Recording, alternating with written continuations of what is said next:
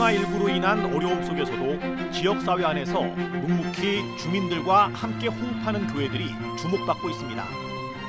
이른바 마을 목회로 불리는 지역 친화적 목회 방식에 대한 관심이 모아져 최근 한국마을목회 종합지원센터가 출범했습니다. 마을목회 종합지원센터 이사장 노영상 목사를 만나 마을목회에 대한 이야기를 들어봤습니다. 목사님 안녕하세요. 네, 안녕하세요. 최근에 한국마을목회 종합지원센터가 만들어졌습니다. 네네네. 목사님께서 이사장으로 참여하고 계신데 네. 마을목회 종합지원센터 어떤 기관인지 소개를 해주시죠. 예, 마을목회 종합지원센터는 말 그대로 최근에 이제 마을목회가 한국의 그 여러 교단들에서 이제 들로 확산됐거든요. 처음에는 이제 저희 교단이 주도적으로 했는데 그 운동이 저희 교단뿐만 아니라 타 교단에서도 이제 많이 하게 됐는데 이제 이렇게 확산된 마을목회 운동을 그 명칭 그대로 지원하고자 하는 이제 그러한 센터가 한국마을목회 종합지원센터라고 보시면 되겠습니다. 제가 몸담고 있는 총회 한국교회연구원에서 마을목회에 대한 연구를 꽤 했습니다. 그래서 예.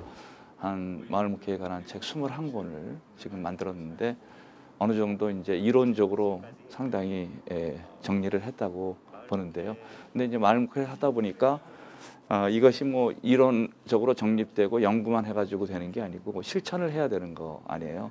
실천되고 이제 확산되는 것이 중요한 것이기 때문에 이제 이 정도로 좀 이론적인 연구도 물론 뭐 계속 해나가되 조금 좀 실천하고 마을목회를 확산하는 일에 좀 더 우리가 힘을 쏟자 해서 만들어진 단체가 이 지원센터라고 보시면 되겠습니다. 여러 가지 하는 일이 있겠지만은 뭐 마을목회 종합지원센터에서 교육도 그냥 여태까지 해왔던 교육도 중요시하게 생각하고요.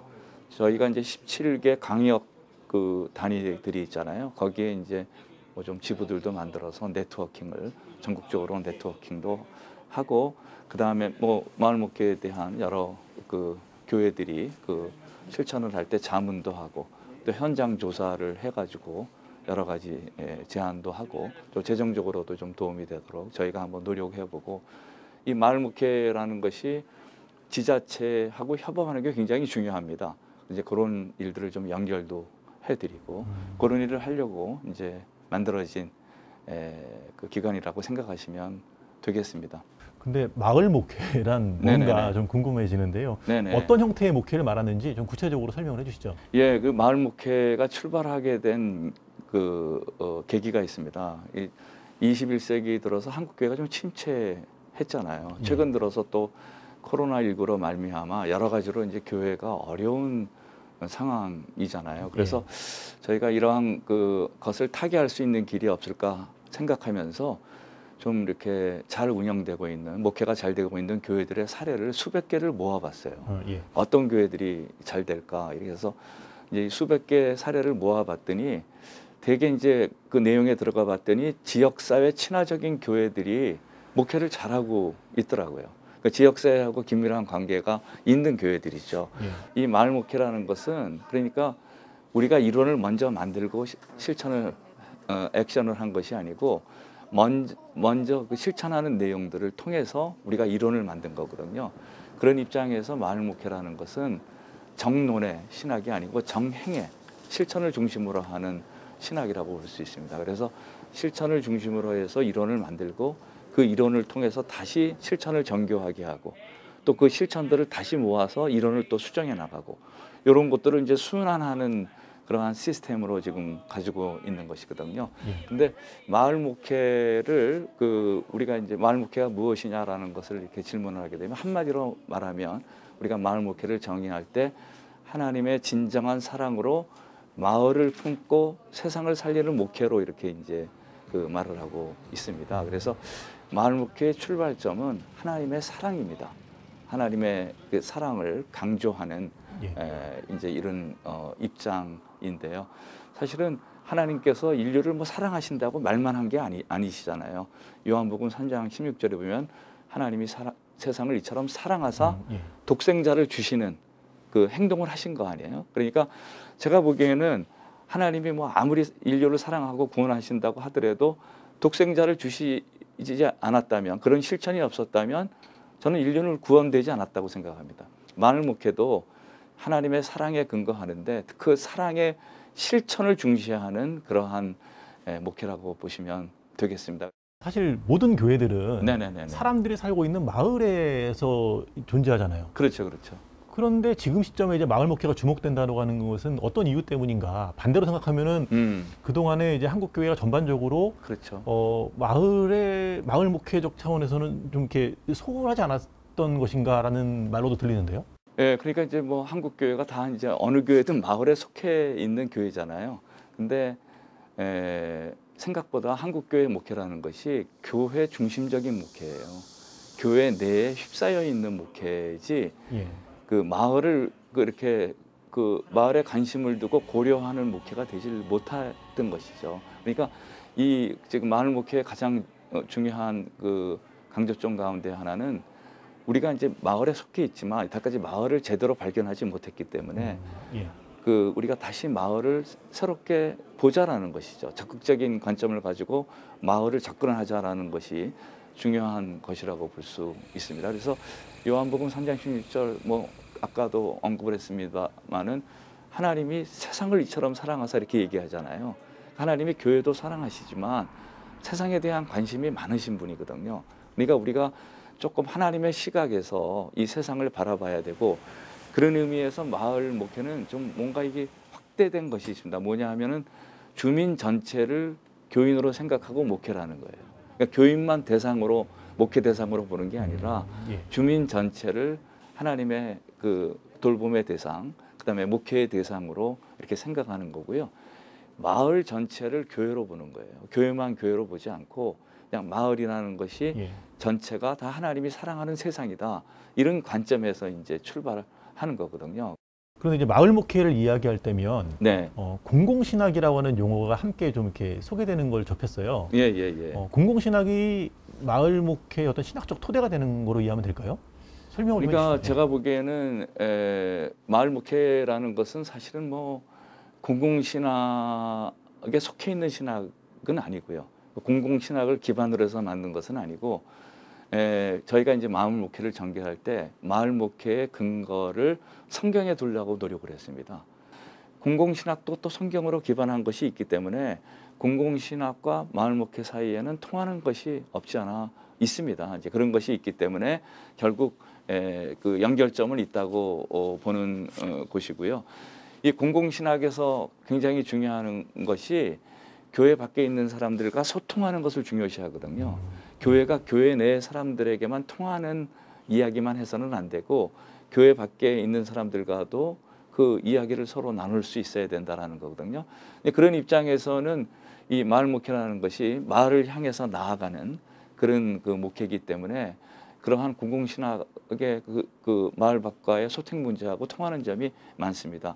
그리고 공공신학의 중요한 특징 가운데 하나가 교회의 사회적 책임을 강조하잖아요.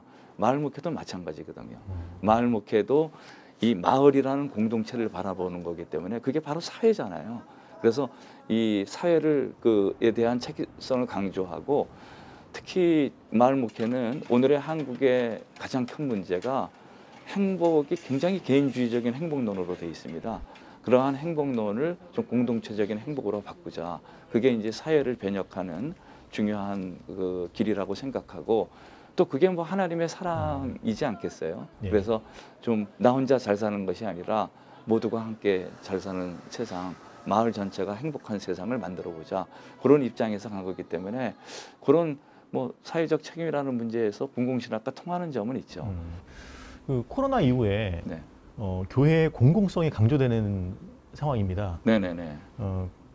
코로나 상황에서 교회가 뭘 발견했기 때문에 교회의 공공성, 그리고 이제 공공신학이 요즘에 또 많이 주목이 되던데요. 네. 코로나19로서 우리가 생긴 중요한 일 가운데 하나가 교회가 사회를 위해서 할 일이 더 많아졌습니다.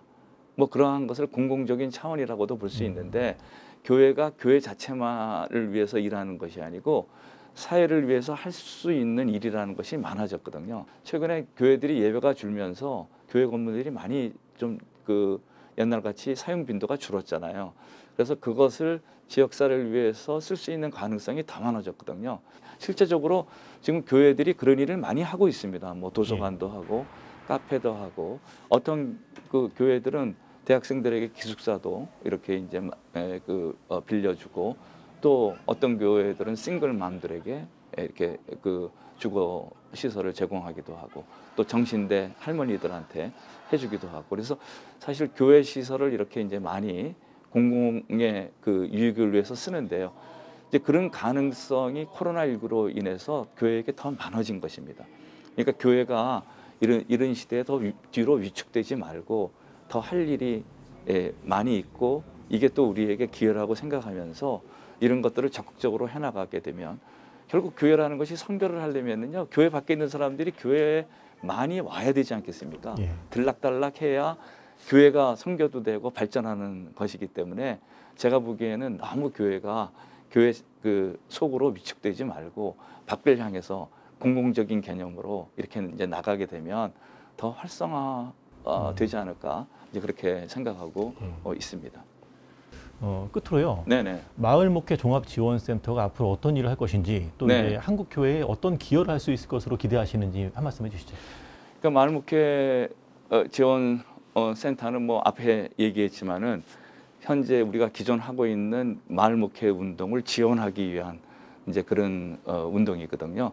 그래서 네트워킹을 잘해서 서로 격려하고, 또 여러 가지 저희 지금 그 마을 목회에 대한 책들은 이론으로만 돼 있는 책이 아니고요, 반이 다 사례집이거든요. 그러니까 이제 그러한 사례들을 많이 이렇게 모아서 서로 그 사례를 보면서 힘을 얻고, 야, 우리도 이렇게 해야 되겠다, 이런 식으로 이제 그 하나의 뭔가 이렇게 한 그릇에 담아 놓으려고 하는 것이죠. 그렇게 될 때 이 운동이 좀 확산되지 않을까 싶고요. 이 마을 목회 운동이 제가 보기에는 외국에 이걸 잘 우리가 모양새를 갖춰서 내놓으면은 외국에서도 관심이 있을 거라고 생각합니다. 그래서 우리가 한국적 목회 방법 또는 신학으로서 이거를 잘 정제해서 외국에 내놓으면은, 이때까지 한국이 주로 신학을 수입을 했잖아요. 근데 이제 우리 신학으로서 잘 내놓으면은 또 뭐 세계교회의 작은 공헌이라도 되지 않을까 하는 생각을 해봅니다. 예. 목사님 오늘 말씀 감사합니다. 네, 감사합니다.